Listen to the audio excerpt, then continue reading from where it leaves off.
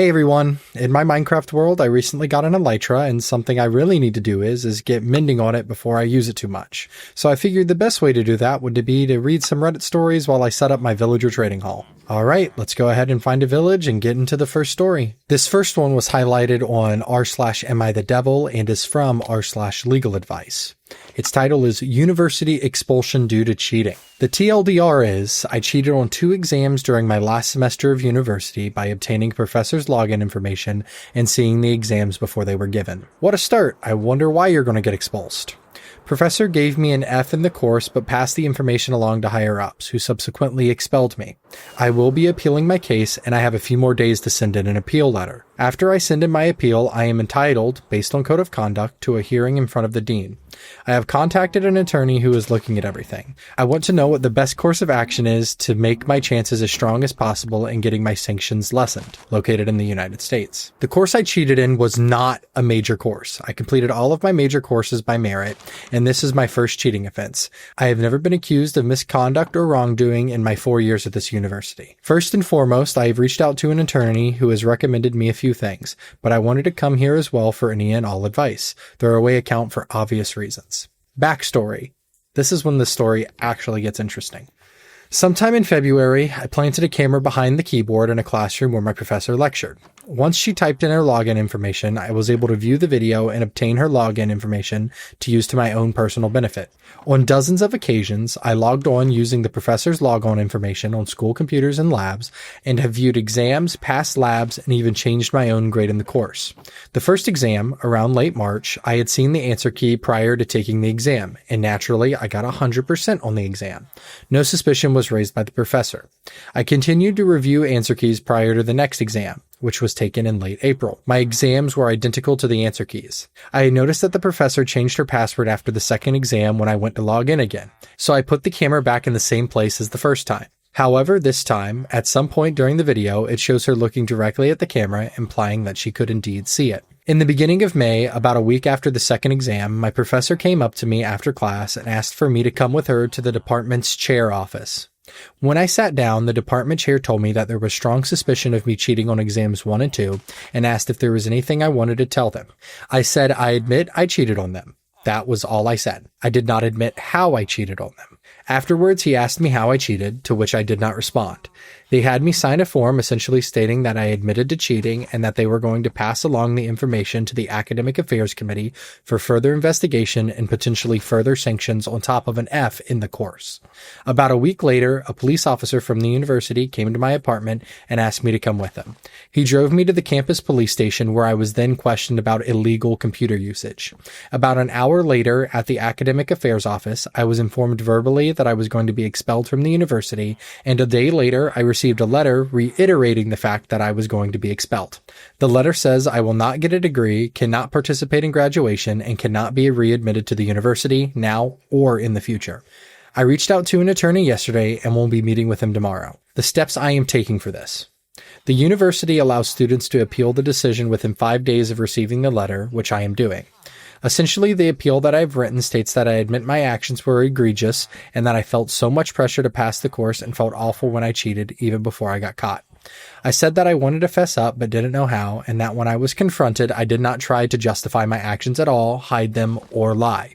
I came clean completely, and the burden was finally off. In my appeal, I am respectfully asking for my sanctions to be lessened to at most suspension from the university so that I can still graduate, albeit not on time. I have not sent the letter yet, as I still have a few more days to submit the appeal, and I am waiting for my attorney to look over the letter tomorrow and give me any advice.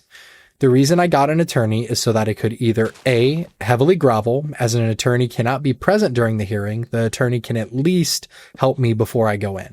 B, basically sue the school saying the sanctions are too harsh. I will not be denying my actions, and the school has sufficient proof that I used the professor's login credentials for my own benefit.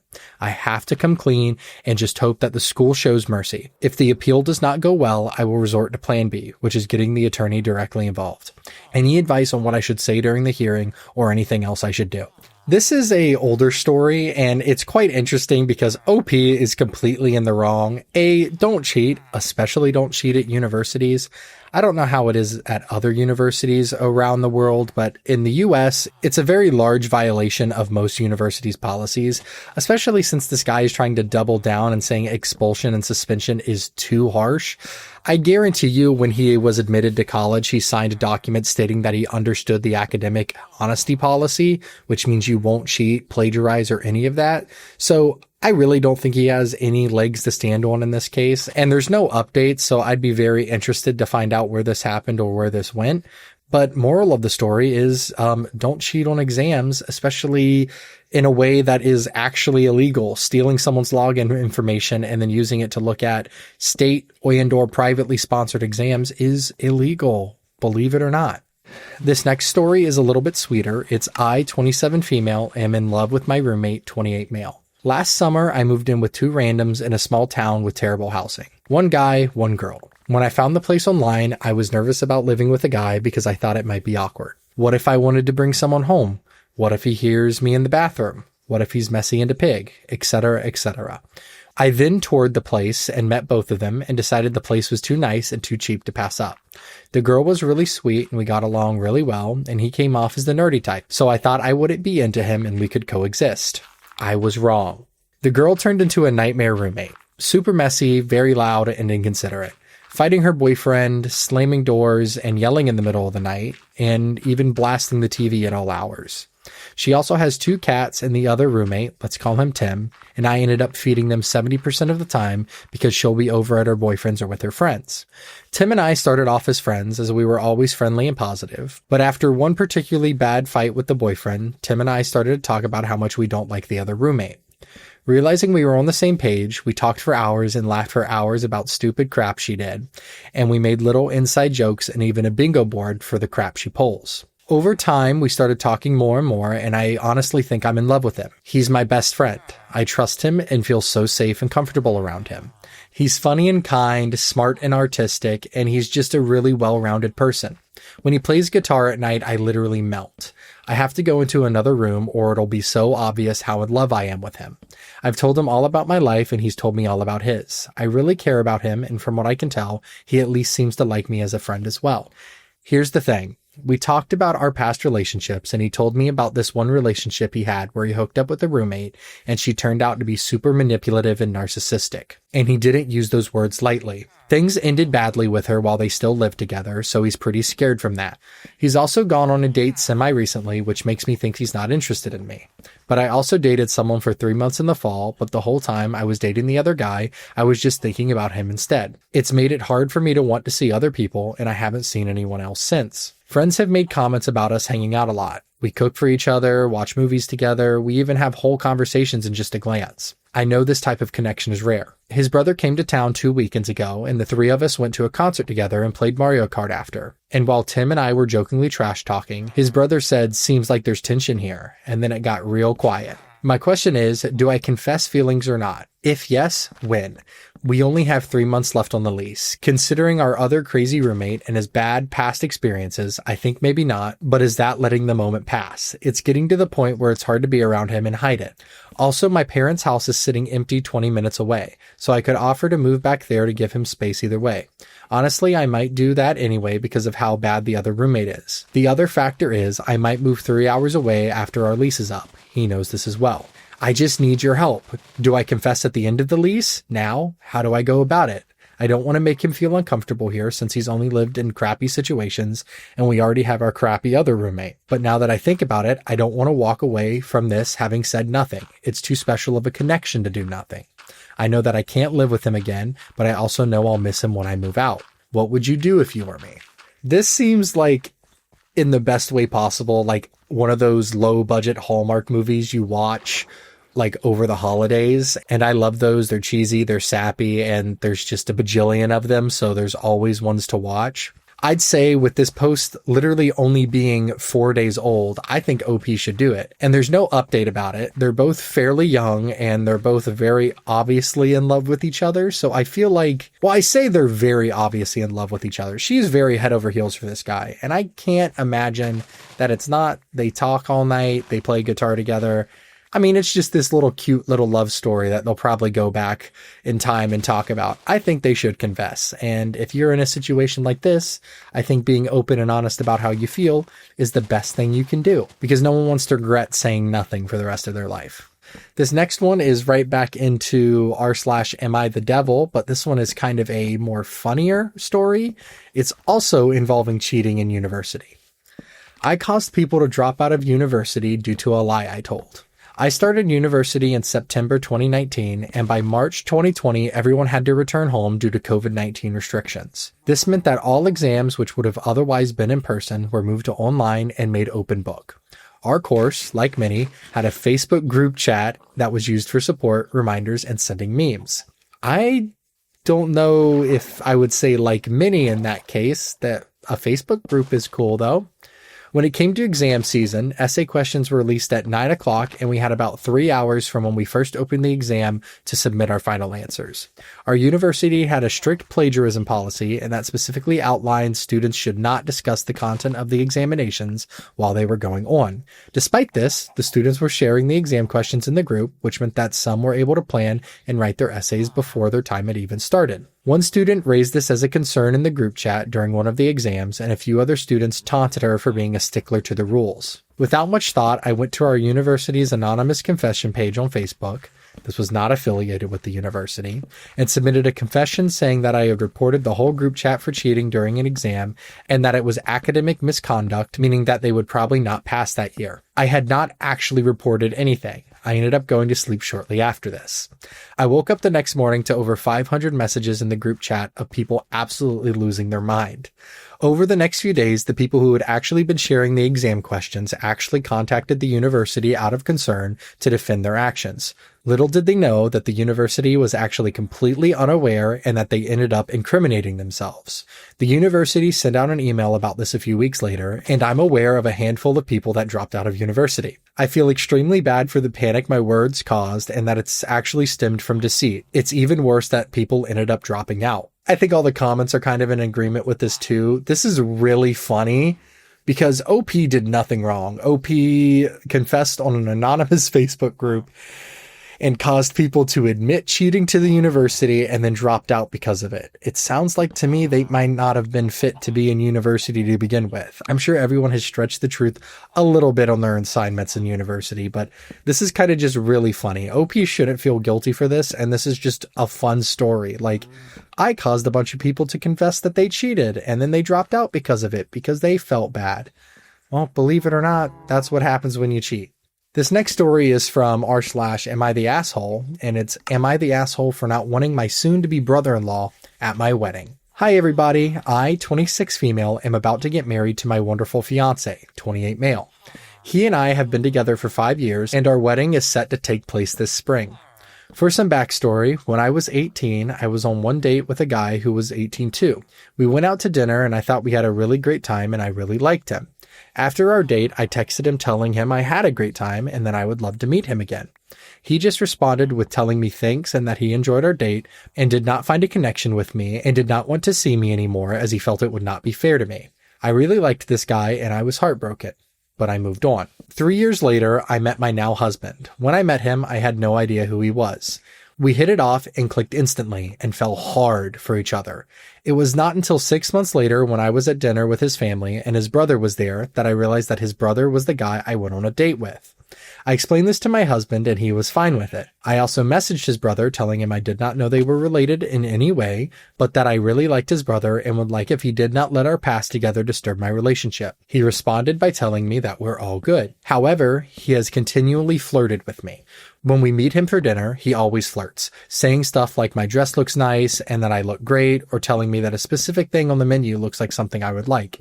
He always does this in front of my husband, who has not said a word about this.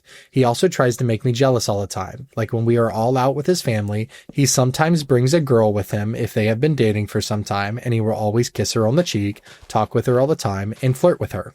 I've kept my mouth shut about this as to not cause anything bad between him and my fiance, but with wedding planning and sending out invites, I just had to say something. I told him I don't want his brother to be there because his brother always flirts with me and tries to make me jealous. My fiance looked dumbfounded and asked if this happens, if his brother does this stuff when he is at the bathroom or simply not looking. I told him no and brought up all the things I did here. My fiance laughed at me and asked if I was okay in the head and if I was joking. I got angry at him and said that if he could not see how truly disgusting his brother's behavior is, then he is not who I thought he was. We have barely talked since then, and I got a text from his brother saying he was sorry if he ever made me feel uncomfortable, and that he had no intention to make me feel that way. My fiance is still mad at me. Was I really the asshole for this? I just wanted my happiest day to be my happiest day, and it can't be that way if I have to worry about his brother doing something. This screams insecurity. To me, it sounds like the brother-in-law was literally just trying to be a nice person. It doesn't sound like his compliments were too over the top. And one of the things he say is something I say to my friends and their partners, and that's suggesting dishes, as I love food and I love suggesting food and seeing what other people think about it. It doesn't sound like the brother-in-law was actually flirting. And what also sticks out to me is the whole trying to make me jealous thing. He brings his girlfriend to things and he's going to kiss and flirt with said girlfriend. That's normal. You making it into this big thing about trying to make you jealous sounds like you're projecting an insecurity. And I'm definitely on the fiance side. Is she crazy? I don't want to say she's crazy, but yeah, no. OP is just insecure and an asshole. This next story is, am I the asshole for telling off my parents about job searching? First post, so don't be very mean if I don't exactly word everything right. Thank you. So a little bit of context for this post, since the title makes it look really bad from the get-go. I worked as a security guard in an alarm receiving center. I don't know what it's called in English, but basically we receive triggered alarms from places like stores, pit stops, banks, etc., and cross-reference them to make sure they are a positive alarm or not. And it was miserable. My boss was a lying a-hole who lied about the only two things I asked during my interview. I only asked to not get called or messaged on my free days to come into work and to never transfer me to an overnight shift. The very first day I started, he immediately asked me to go somewhere else the day after and then forced me to work a whole month on night shifts on the excuse that they had to train the person who's going to work night shifts to cover the vacancy. There's more to say about him, but it's a long story, so I put my 12-day notice in and intended to leave at the end of the month. Now, my parents are very traditional when it comes to work. They are the kind of people who believe work fulfills you and that you need to work a regular, stable job to be happy. So upon knowing that I was going to leave the company, they immediately started asking me what my plans were afterwards, which is fine. I told them I have a contact who could fix me up with job offers and tip off that other companies were recruiting for similar profiles to mine. And the very first day I stopped working, they started hounding me. When are you going to call them? Have you gotten a yes yet? Have you been applying to other companies? Day in and day out, multiple times a day, both of them would bother me incessantly about it, even though I specifically told them I wanted to wait until they gave me the settlement money for my leave, which the company is screwing me over by not giving me yet. Eventually, I kind of broke down and told my mom off. They work different shifts so they don't coincide during the day, and she got incredibly agitated and started calling me a bum and saying that I don't really want to work and want to be coddled at their house forever. Am I the asshole? I think everyone sucks here. Your parents do sound like they are being a little bit overbearing, but also, and I kind of understand, I don't really know where OP's from, so I don't know what the job market is like there, but you should at least try to have a job lined up before you leave your current job. It just helps with transitions and financially. Take it from someone who has done both, had gone immediately into another job, or been unemployed for several months. It's a lot easier to go from one job to another. I don't think the mother deserved to be told off. I think that was kind of a little much, but I think everyone sucks here in this situation. I'd love to know what everyone else thinks though. This next one is from Am I the Buttface, r/Am I the Asshole's censored brother. Would I be the buttface if I demanded to know who reported me to HR? I am in my early 30s and male. In our office, I am known as a bit of a jokester. Nothing mean, and I don't go out of my way to prank someone or hurt anyone's feelings, but I have plenty of jokes and give lots of silly nicknames. There's this newer woman in our office. She's in her early 20s and has a 3-year-old. They live in an RV park a few miles away from work, so I've nicknamed her RV Reba. I didn't see the harm as it's just a silly nickname. I've given silly nicknames to most of my coworkers. If anyone complains about it, I just explain that I don't mean anything by it and it's just a silly thing I do, and there's no reason for them to be offended. RV Reba wasn't thrilled with the nickname. She said it was insulting, but I explained it wasn't intended to be, and it's just something I came up with. She then asked me to stop using it. I don't use it around her anymore, but I just think it's a silly thing to get upset about, so I still use it around others. Well, someone reported me to HR. I got called into a meeting this morning and was given a written warning to stop harassing my coworkers. I don't see how this is harassing at all. They're silly nicknames. I asked who reported me and they said it was not just one person, but multiple complaints. RV Reba and a few others were getting coffee and I wanted to know who reported me. RV Reba said she didn't know, but was glad that they spoke to me about it since I wasn't listening to them asking me to stop. I think it was probably her and two of my other coworkers who could never take a joke. I want to know exactly who it is though. A few coworkers said I'm already the buttface and should let it go, but I really want to know who reported me. Would I be the buttface if I demanded to know who it was? Yes, you would be the buttface. Who tries to demand to know who reported them to HR? The entire point of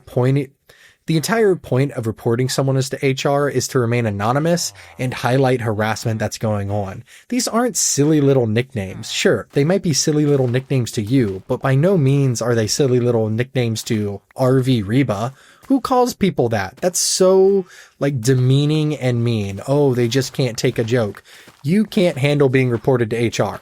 So that says more about your character than it does, quote unquote, RV Reba's, who, by the way, he referred to as RV Reba the entire story, showing that he didn't learn a single thing from the situation. I'm wondering how bad he actually is in the office. This next one is right back into the drama with True off my chest, and that is my marriage is ending and I'm at a complete loss.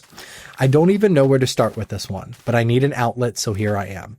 I, 41 male, am married to a wonderful person, 41 female, who is an amazing parent and an amazing friend. She's an amazing lover and companion too. We met in college where she fell in love with me, and it took a while to realize that I was in love with her too. Once I got my head out of my rear and got past my hang-ups, I finally married her. Since being married, I've made a lot of mistakes in the marriage, including very serious ones that perhaps should have ended the marriage a long time ago, but she stuck with me.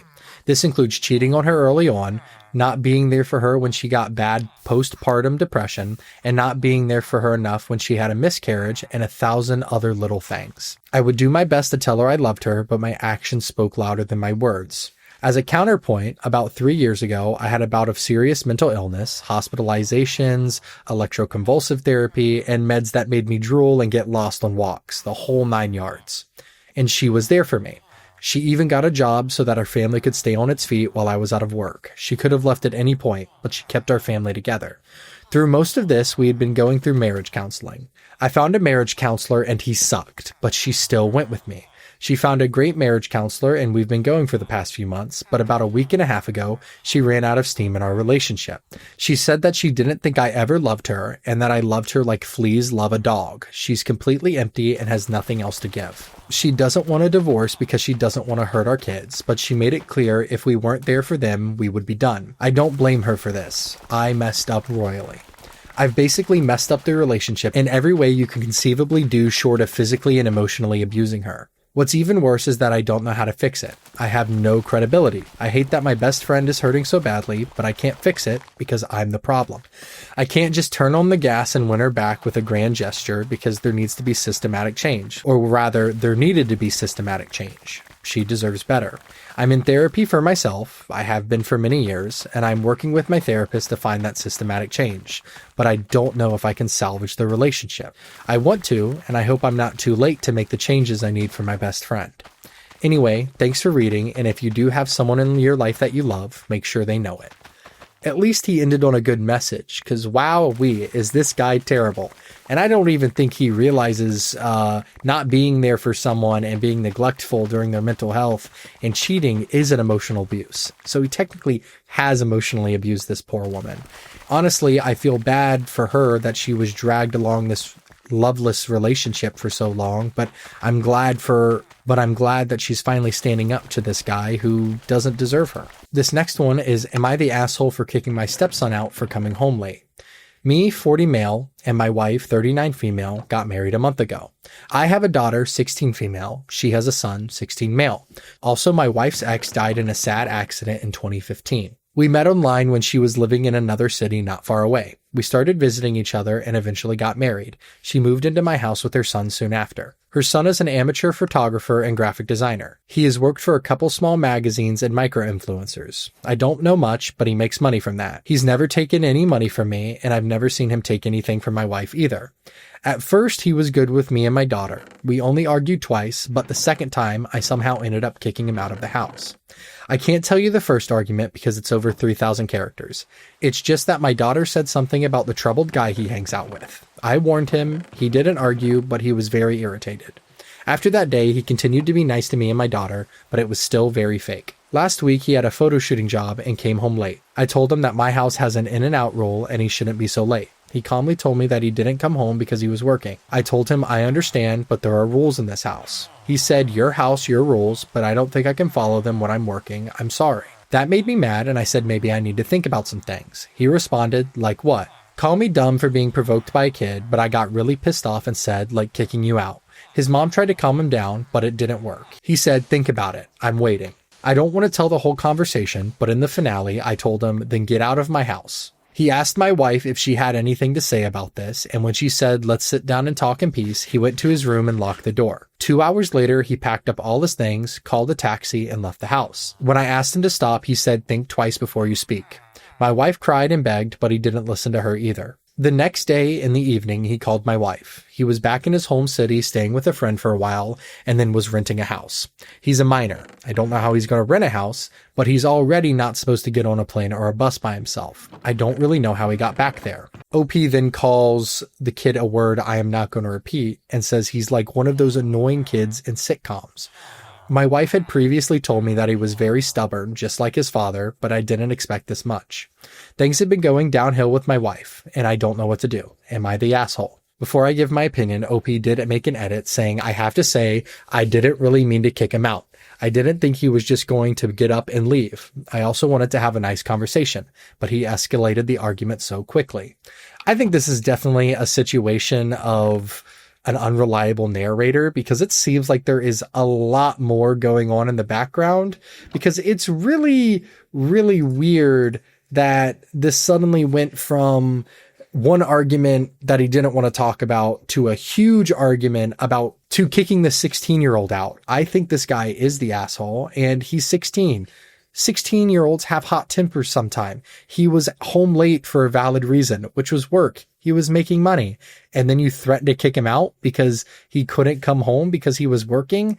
I'd be proud if my son or even stepson was out late because he had to stay late for work. I mean, would I want him to be out late for work?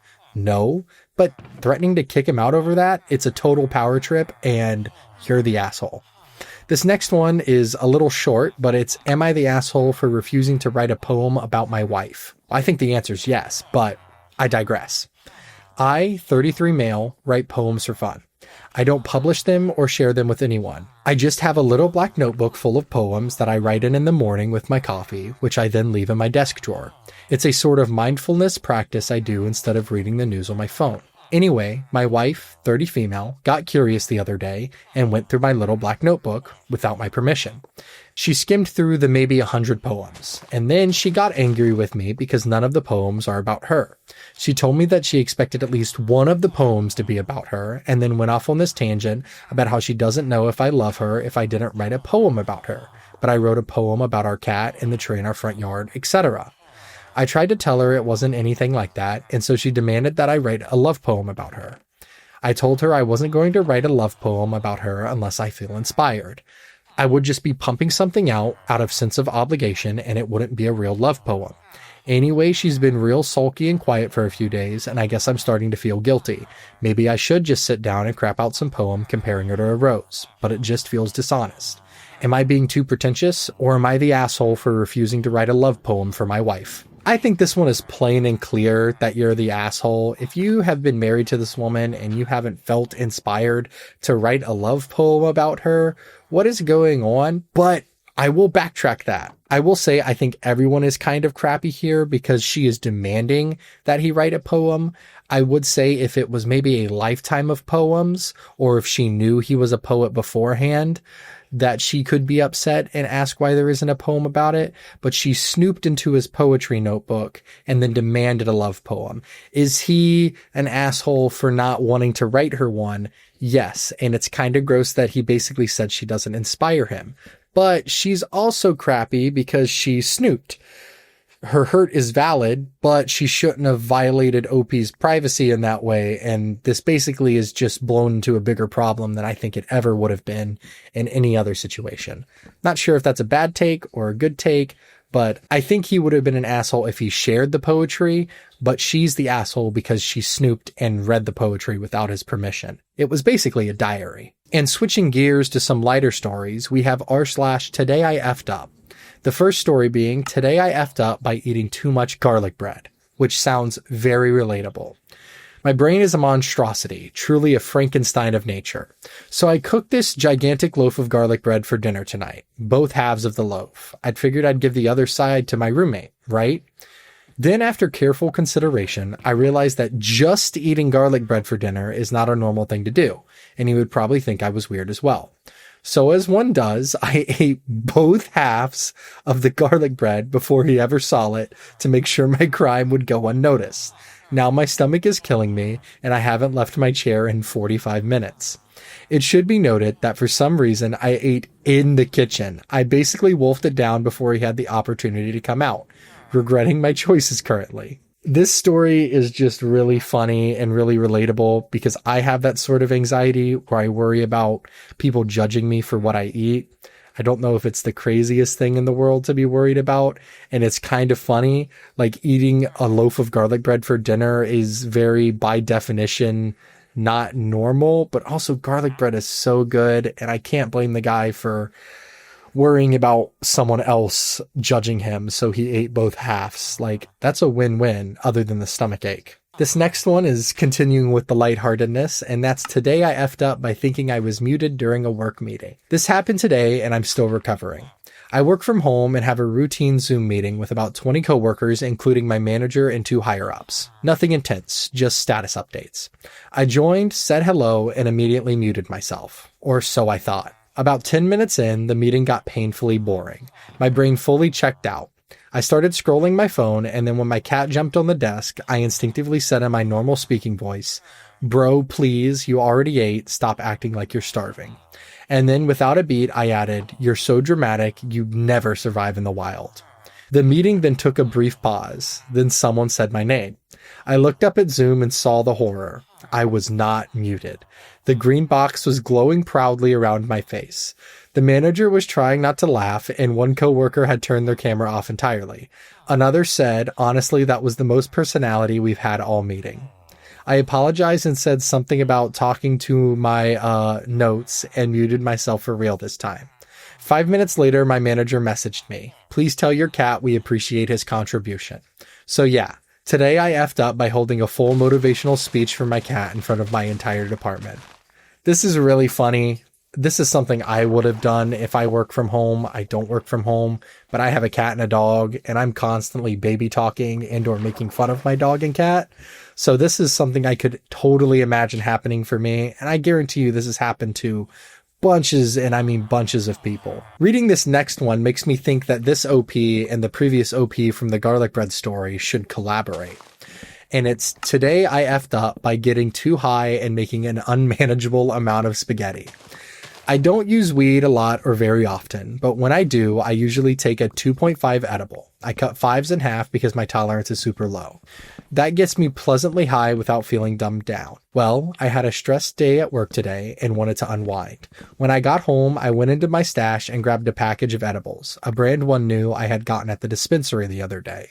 I thought to myself, I'll just take a 5. I really want to unwind. So instead of cutting it in half, I took the whole thing. It hit while I was cooking dinner. I don't know what happened. Something came over me. It's like one moment I was looking at an empty stove, and then I blinked and it was 45 minutes later, and I'm looking at a giant pot of pasta sauce. At this point, it was still manageable. I could have just stopped, but for some reason, I thought there was no turning back.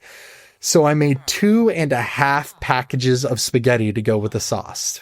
That's what was left in my pantry, at least. And then everything just kept getting bigger and bigger, and I had more spaghetti than sauce. So I added another jar of sauce and a whole package of beef to even it out.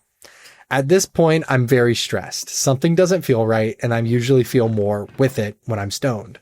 I go back to the room and look at the package. I realize I forgot what I had bought the other day. I had just taken a 10 milligram edible after using 2.5s for a whole year, and now I'm stoned with an alarming amount of spaghetti.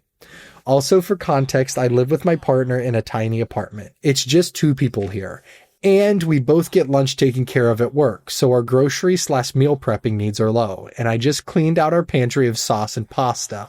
This is more spaghetti than I have Tupperware for, let alone space in the fridge.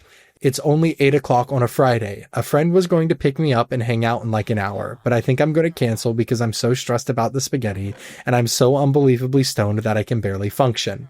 This is a really funny story, especially because OP posted a photo. And this is absolutely a crazy amount of spaghetti, and it's really funny to me. But OP also did make an edit saying, "Sober me realized this wasn't the emergency it felt like last night. I will be sharing this with people in need. Thanks to all, Ziploc bags to the rescue." So it even had a very wholesome ending where OP, I assume, used it to feed the needy. And that's just really awesome. This next one is also a really fun read. Today I messed up by slapping a bearded man's butt because he was dressed like my wife. This happened yesterday. My wife was wearing this obnoxious neon orange North Face puffer jacket. It's the kind of jacket you can see from a different zip code. We were at Target and she went to the candle aisle while I headed to the electronics. I finished up, walked towards the candles, and spotted the back of that orange jacket leaning over a bottom shelf. Being the funny husband, I decided to sneak up and gave a solid, playful, good game slap on the butt and whispered, "Found you, nerd." The person that stood up was not my wife. It was a muscular man with a full beard wearing the exact same neon jacket. I froze. My hand was literally still hovering midair. He just looked at me, deadpan, and said, "I mean, I know it's a nice jacket, but maybe check for the beard next time." I didn't even apologize. My brain just short-circuited. I did a 180 and walked straight out of the store. I didn't even wait for my wife or the stuff we were supposed to buy. 10 minutes later, I got a text from her. I saw the whole thing from the next aisle. "I'm not coming out until I stop cry laughing. Have fun with your new boyfriend." This is actually really hilarious. I would be absolutely petrified if I absolutely did something this insane. I would be so embarrassed. I would be cherry red, and I quite frankly would do the exact same thing. I would probably 180 and walk straight out of the store with my head down and not say anything. Back to the more serious stories and back to r/relationships. I, 43, read my fiance's 56 male journals and don't know if I can marry him now. Before I start, yes, I know I am a huge jerk for snooping in his email and definitely found trouble. I accept that. I was working on his computer and his Gmail was open and I saw my name, so I opened it and it was a Word doc that he had journaled. Curious, of course, I searched in his inbox with my name and I saw his entries and read them. Some of what he said has devastated me and shaken me to my core. We've been together almost 3 years, with the first year being on and off and a little rocky. We've been living together since the summer. He is not home and I have not brought this up yet. I think I might faint and need some space. Should I get some distance and go to a hotel for the weekend? I thought we were in a great place. Over the past 10 months, these are some of the things he's written about. For reference, I censored my name. There are moments dark in my thoughts where I feel like being with her is a compromise for me, like this somehow diminishes me and that I am settling for her because I have ruined all my other prospects and am too old to find someone else. At times, I wish she had stayed out of my life. I wonder if I had stayed on my own if someone better would have come into my orbit. There's so much to deal with, so many bad feelings and darkness. I find that I am thinking about Lauren a lot, but who's to say that she would be any better? The reality is I met her on tour and slept with her the next day. What kind of woman is that? I feel like I have pissed my life away and this is all I'm entitled to. I have pissed away all the good things in my life. Someone like OP would have never been able to get to me. When I was younger, I had many opportunities to be with a woman like her, but I declined. I'm uncertain whether this is a good thought pattern to have. My mind wanders to places like what if it would have been someone else like Lauren that could have been in my life instead of OP. Lauren has the advantage of existing in my mind as an ideal. We never really got the chance to know each other outside of the 2 nights in the week of texting and talking on the phone. I know that she has had a drug past but has been sober for over a decade. I don't think she was promiscuous. Most guys I know that knew her in the old days indicated that she did not have a lot of men in her life. That's not to say there hasn't been a lot of darkness in her life. It would have been easier to be with her. There weren't all of these men in her orbit like OP. She was never married, so there was no divorce. She's not as emotionally damaged as OP. In some ways, I feel like being with OP is some sort of karmic thing. Like this is what I deserve for being non-committal for most of my life. I have my own damage. Everyone likes to think they are a good person, but there are moments when I am not so sure about myself. This is really, really, really sad. Like this OP just witnessed basically the end of their relationship. Like, I understand that he was journaling and she was snooping, but honestly, it's terrible that he's felt that way. And he needs to be open with OP instead of making her find this out herself or hiding this the whole time. That's no way to start a relationship. Like, a lot of the comments mention that he is kind of projecting the superiority, which I kind of agree with. He fantasizes about other women and then blames the other women for the way they are and not the way he is. I mean, he kind of has some self-reflection at the end, but he sounds like he really just misses the olden days and really just doesn't need to be in this relationship. He won't be happy. OP won't be happy. And I hope OP finds someone way better to her own standards. This next story is also from r/relationships, and it's how do I handle my boyfriend getting me nothing for Christmas? My boyfriend, 34 male, and I, 34 female, have been together for a year and a half. We are very serious and have discussed marriage and children. We didn't get each other gifts for Christmas last year, and that's mainly because he didn't mention he wanted anything, so I assumed he wasn't getting me anything, and I was right. But now we live together with my 2 kids from my previous marriage, and they love him. For Christmas, I bought him tickets to one of his favorite comedians. They're great seats, and they were only about $400 total. I told him 3 weeks ago when I bought them that I got him something really good, and he was going to be so excited. I must have mentioned it at least 3 times. Money is also tight right now, for me, not for him, but I wanted to do something nice for him. So today, Christmas morning happens, and I give my kids all their gifts and then hand him his, and he is shocked when he opens it. He then immediately tried to save himself and tell me a sweater he bought me on his business trip 3 weeks ago was an early gift, but I'm not an idiot. I held it together for the kids, but while they were in their room, I started sobbing. I do so much for everyone and got not even a single gift for Christmas from anyone. It was so hurtful. He could have taken the kids to Target to pick something up cheap out for me, and I would have been happy. He clearly felt bad and was hugging me and apologizing, but now I'm starting to rethink my entire relationship. How do I handle this situation? This situation is just kind of really sad. She did everything for him, and all he can do was be embarrassed and sad. I can get Christmas not being for everyone, but Christmas is one of my favorite times of year because I love giving gifts. I give gifts to everyone. I would say it sounds like maybe OP's boyfriend is not expecting to get things for Christmas for each other because they didn't previously.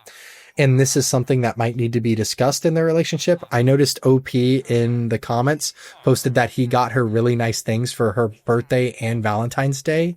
So she assumed he would do the same thing for Christmas, but was wrong. But she did assume, even though she mentioned several times she got him a gift. I can understand that. But sometimes people don't function that way. And all the comments are very 50-50. They're supportive and they're not supportive. I would say maybe readdress and see if the non-gift giving the previous year set a precedent. And if you really think it shouldn't be a precedent, talk with your partner. That's always an important thing and one of the strongest things you can do. Now, if he doesn't change after that, that's when you reevaluate. But I don't think this is something to end a relationship over. I think this is something that needs to be reevaluated, communicated, and talked about. I will add here at the end, though, OP is justified for being upset. And yes, the boyfriend should have gotten gifts, but I don't think it's a relationship ender. I think it's something that needs to be discussed. And for our final story, I have, how do I tell my boyfriend I'm not interested in watching his recorded work meetings and AI-generated mega documents? My 28 female, boyfriend 29 male, and I have been together for almost a year. I could go on and on about all the ways we're compatible, and I really adore him. However, I'm running into this issue where I'm not sure if I'd be an asshole to reject what I suppose are my boyfriend's bids for attention. There are things my boyfriend likes to share with me that I think are awkward and strange for me to be watching or recording. For example, last night, he wanted me to watch his 30-minute performance review that he had recorded. At first I thought he was joking, but he was totally serious, so I did. I sat down and watched a 30-minute conversation between him and his boss. He often insists that I read these long emails threads, again from his work, that demonstrate he's doing well and tries to get me to watch his recorded meetings.